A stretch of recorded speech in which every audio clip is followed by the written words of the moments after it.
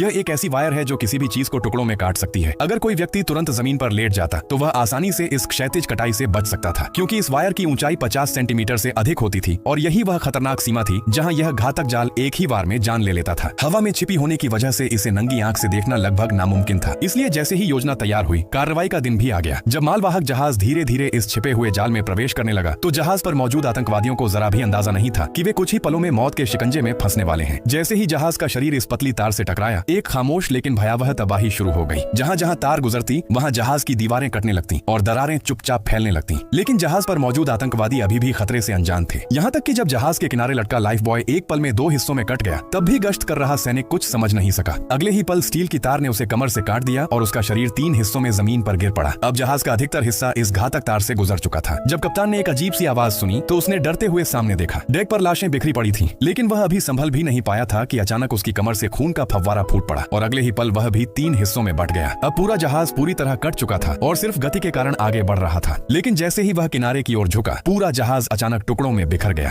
कुछ ही सेकंड में एक विशाल मालवाहक जहाज मलबे के ढेर में बदल चुका था।